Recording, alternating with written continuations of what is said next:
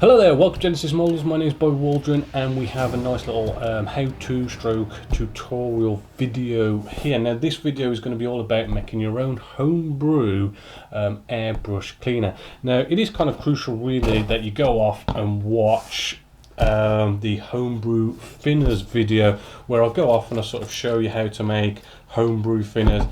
It's a basic ingredient of like water, IPA, and then you can throw in stuff like flow improver, retarder, and it goes into how to make that, and you're going to need that for this video. It's going to be one of the biggest part of the ingredients for our homebrew airbrush cleaner. Then what you want to do is go off, get yourself some sort of container to put it in. I've just used Vallejo's, an empty bottle of Vallejo airbrush cleaner, actually, in actual fact. And what we're going to do is we're going to pour some of our, well actually no, first off we're going to pour in the first two ingredients. The first one is Clean Off. Now this is ammonia, a multi-purpose household cleaner.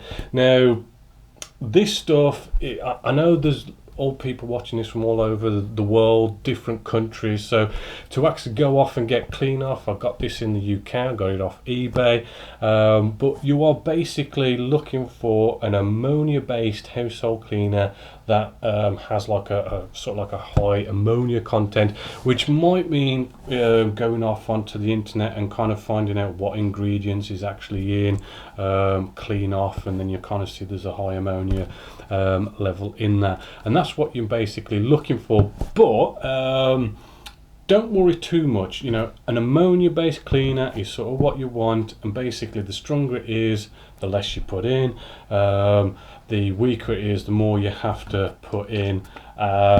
It might take a bit of trial and error, but this is something actually I've been working on for probably like a year or two now. I've just sort of, you know, in the background, I've just been sort of playing around with it, messing around with sort of the different, you know, strengths and stuff, and I finally got it where I want it. So we've got our container, and then I've got what we want for this is a pipette, right? We want to sort of get a nice measurement of this.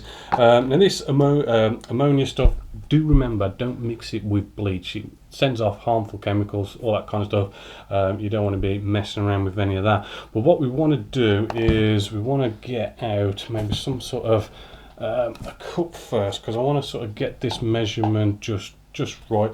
But you don't have to worry too much, because as I was playing around with this actual homebrew thinners, what I actually did was I put a load in first, and it cleans the airbrush really well, but it absolutely reeks and, you know, gets all in your face and you breathe it all in. It's really sort of nasty. So I've kind of gone for a nice 5 mil.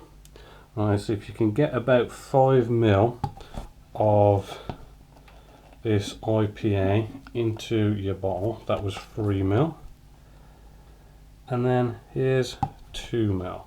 Now again, as I say, with the ammonia I would say put in as much as you can handle, breathing in a sense, because it is quite potent. When you do put in the colour cup and you do sort of clean your airbrush out, it can be very potent in your face. So I've put 5 mil in because it's just a nice sort of safe amount to put in, so to speak, but you could put in more, and the more you put in, the more it cleans your airbrush better and better, but the more it really hums, and it's a personal choice, and you don't have to worry if you don't if you don't put enough in. I mean, it's, you know, this stuff's pretty good as well for cleaning out the airbrush. And then what we're going to do is we're going to get out a bit of oil as well. I like using, I've just got some 3-in-1 multi-purpose oil here. It's you don't have to put this in, but I like to put it in because the whole purpose of, you know, using a dedicated airbrush cleaner is, you know, it's potentially, you want it to be a bit stronger to be able to get up all the bits of paint and all that kind of stuff in there, but at the same time a bit of oiling of your airbrush part is also quite good. So I just put a little bit of this in. Now, as I said, this is like a personal preference, you don't have to put this in, but I'm just gonna, I mean, I just kind of glug in a little, you know, a couple of little glugs, nothing major. Again, it's not a massive exact science. You can sort of tailor this to your preference, and then it's just a nice simple case. I mean, I've got this really pitiful funnel, so I might just kind of pour this in, but basically you then sort of just top this right up to the top, right, or maybe leave a little bit of an air gap. There we go, and then we can put our lid on, and what you'll notice straight away sort of thing is you'll see just at the top there, you'll see the oil, because it's like oil to water and oil go to the top and everything.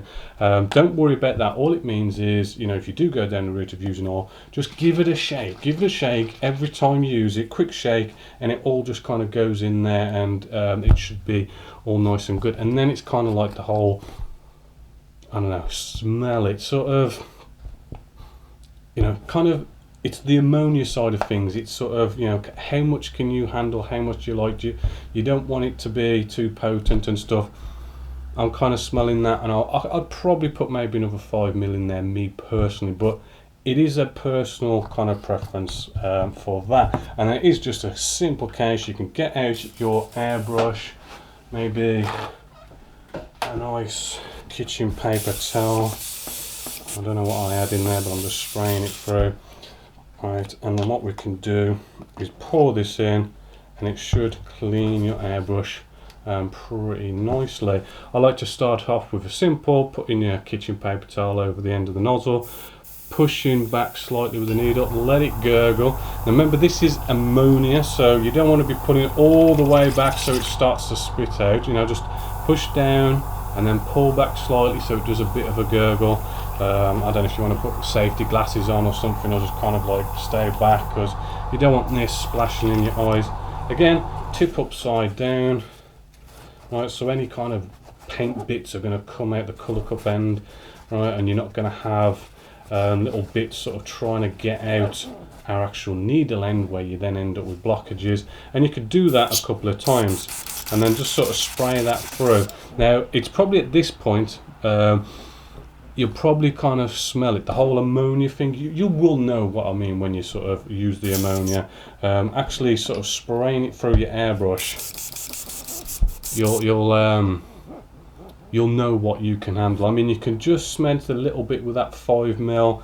I'm personally going to probably put another 5 ml in, but it is definitely up to you. And as I said, the more you sort of put in, the better it sort of cleans, really. But you probably don't want to go any more than maybe 30 ml or something like that. You put too much in and it is just, it makes your eyes water and everything. It is pretty horrible to breathe in. It's probably very not good for your health as well. So it's good to keep it low, but sort of test it yourself, and it's no harm putting any extra in there. So if you've got any questions, just comment down below, or check out the Genessis Models website and let me know what you think. I mean, it does seem to clean all kind of acrylic based paints. I mean, obviously it's not going to do enamel or lacquer or anything like that. It's definitely for an acrylic type thing. I wouldn't either leave it sitting in your airbrush. If you know you're going to be sort of you know, maybe you've sort of, I'm going to leave it sort of, I'm going to be doing something for like maybe half an hour, I'll just leave a little bit in there just to keep everything sort of nice and moist. That's okay, but don't just kind of leave it in there overnight, because ammonia, it will erode away at your paint work, i.e. the paint work that is actually on these airbrushes. It will eventually sort of like erode them if it kind of sits in the stuff, but obviously, you know, you're going to spray out your airbrush nice and clean and stuff. And if you are worried about that, there is no harm in actually going off, getting your homebrew thinners, pouring it in there, right, maybe a quick gurgle, and then blast that through, and you basically clean the ammonia out of the airbrush if you are worried about sort of like the ammonia kind of messing up your paintwork on your actual airbrush. And that is basically it. Just, you know, let me know any sort of comments, and maybe you might have some other ideas, or maybe you might have a preference on how many mils worth of the clean off ammonia you use, or maybe you're in different countries and you might find different sort of ammonia products to go out there and share with everyone else. Just let us all know. So hopefully you've enjoyed our new little homebrew video. So until next time, my name is Bobby Waldron, this is Genessis Models, and I hope you've enjoyed. Oh, just one last quick side note I did want to sort of mention. Some of you may have also heard of Windex. If you want to use Windex, that's absolutely fine, but the whole reason why people use Windex is because it has, shall we say, trace amounts of ammonia, and that is the chemical that you are after. So you can use Windex, but this stuff is more sort of concentrated and you can sort of play around with it more, whereas Windex doesn't have a lot of the old ammonia in there, which is why I've gone down this route. So hopefully that's a quick side note which answers any sort of questions.